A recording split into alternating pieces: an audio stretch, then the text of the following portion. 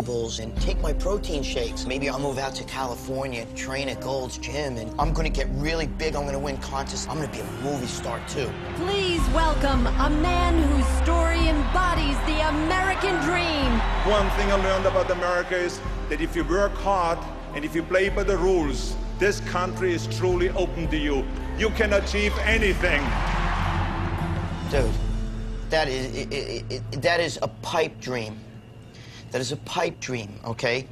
To get where Arnold got in life, you have to be willing to step on a few fingers and step on a few friends and fuck a few people over. You don't get to that level without that. In this world, you're either the Barracuda or you're that little minnow swimming around like this. And Arnold's the Barracuda. And we all exercise a little bit together with the dumbbells. Come on now, let's do some presses here. In the same year that George Bush Sr. signed the Steroid Control Act, he also made Arnold Schwarzenegger the chairman of the President's Council on Physical Fitness. So I'm confused. Was the president saying that a former steroid user could still be a role model for kids? You gonna exercise? Yeah! You gotta pump up muscle! Enter Steve Rogers, too puny to be accepted by the Army, but willing to risk death for his country. He's changing right before our eyes. Suddenly it is over, and America has a new champion. Why do you think in America superheroes are so important? People need heroes, whether in real life or in fiction, because they need somebody to inspire them, something to aim for, somebody to try to be like. I think any boy would want to be built like Arnold Schwarzenegger. Did you ever want to be big and muscular like that? I wanted to be a little, when I'd go to the beach, I used to wish that my arms were a little stronger, you know. I looked more like the 98-pound weakling. Did that ever inspire you, that Charles Atlas comic strip? Did that inspire some of your characters? It inspired everybody. Let me teach you how to become strong.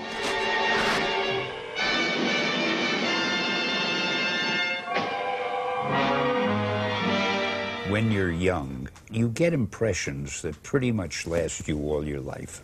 If you step up and show up and play hard, you're going to play. All right, get a break. Rock and roll, fellas. We're in the weight room. Smelly's now a coach for the local high school football team. Kind of like Arnold, he just wants to give back to the kids. Going to school was pretty painful for me.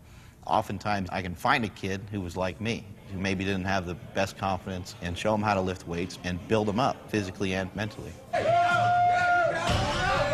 He's the kind of guy who would get in your life and just totally turn it around, like, keeps me going, you know, keeps me motivated about something. When he works with those high school kids, that's his passion. Not a lot of kids have, like, a strong male figure in their life. I mean, a lot of people, they're usually very selfish, but he's not. I mean, I've never really met anyone that's like that. There's a gym in Columbus, Ohio, where the strongest guys in the world train. It's called Westside Barbell, and this is where Smelly learned from his role model, Louis Simmons.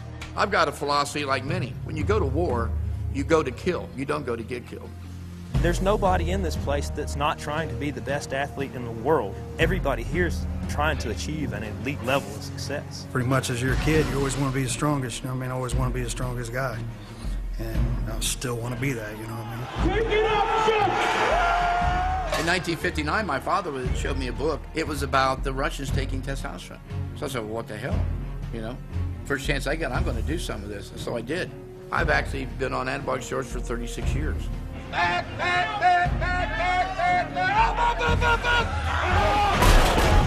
Is it something I should be morally battling, or, like, should I be fine with doing it? Your morals are your morals, not mine. Who am I to judge you? And who are you to judge me? You want to be strong or you want to be weak? But you can't be strong without doing steroids? You can't be as strong as possible. If you want to reach the top, you're going to have to do it. Everybody thinks anabolic steroids is an easy way out.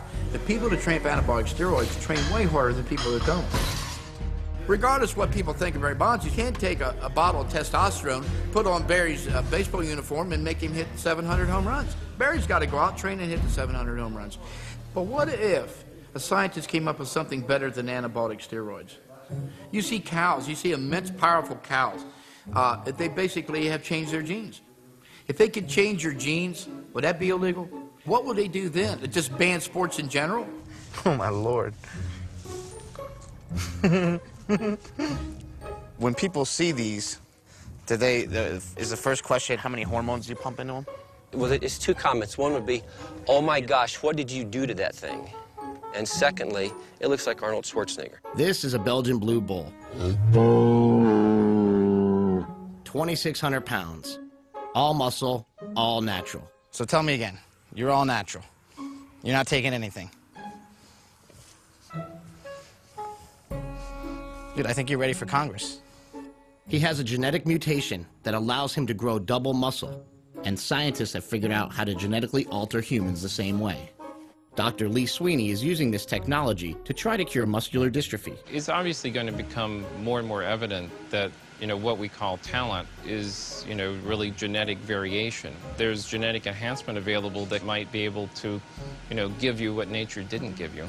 Trying to figure out how to do it in the safest way is something that hasn't been worked out. If you find out that it's safe, would you be somebody who would say, hey, I'll do this? Yeah, I'll be first in line. Because it seems like this is the future of sports, gene doping. Gene doping, yeah. I wouldn't do it. Will gene doping ruin sports in America? I don't think so. I mean, I think anytime there's a new technology, everyone says, okay, we have to stand back and think about what this is really going to mean to society. And I think that's the debate we will come to in the coming decades. Good sportsmanship. You know what that means? Play fair. When I was a kid, cheating was pretty clear-cut. Like when the $1 Million Man hired the referee's evil twin brother to cheat the Hulkster out of his title. Is that Dave Hebner or is that Dave Hebner? Cheating in other sports wasn't all that different. Remember when Joe Niekro was caught scuffing the ball with an emery board? Something came out of his pocket. Or what about when the Patriots were playing the Dolphins and they hired an ex-con to clear a spot in the snow for the field goal kicker? You can't do that. I think it's the most unfair thing that I've ever been associated in. Or like when Rosie Ruiz won the Boston Marathon. The mystery woman winner, we missed her at all our checkpoints. Why take steroids when you can take a bus?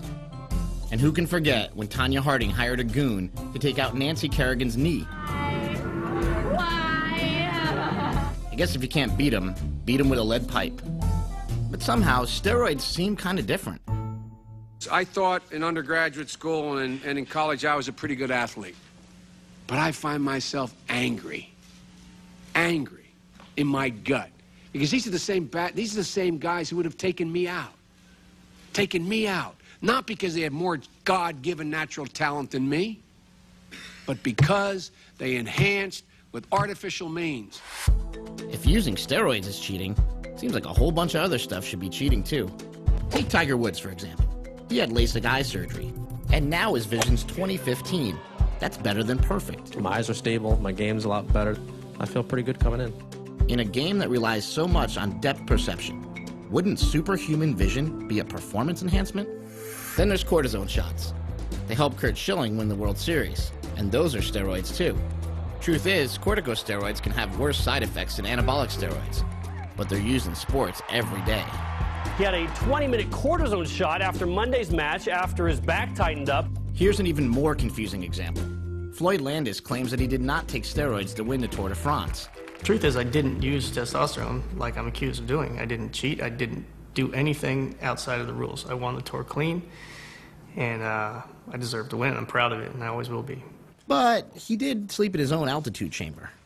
I got my altitude chamber out by the garbage these days. So you made this?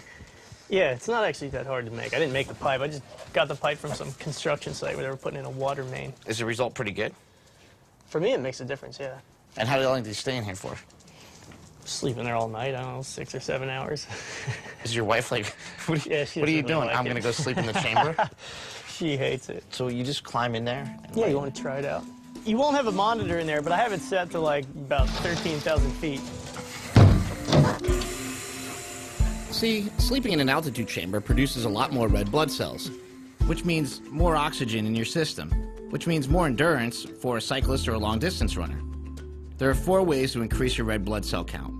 You can sleep in an altitude chamber, like Floyd, or you could just train at the U.S. Olympic Training Center at 6,000 feet in Colorado. Then there's blood doping.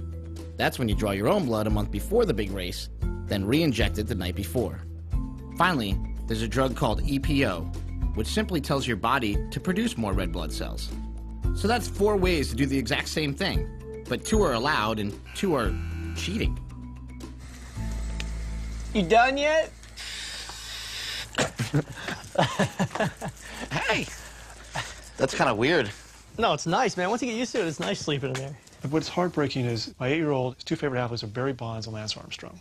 My 4-year-old is obsessed with Floyd Landis. So what do you tell these kids? I talk to people all the time that they go, you know, who can my kids believe in? And what I tell them is nobody. I ask not to be judged, and much lesser to be sentenced by anyone. You can't trust anybody now because the testing is so ineffective.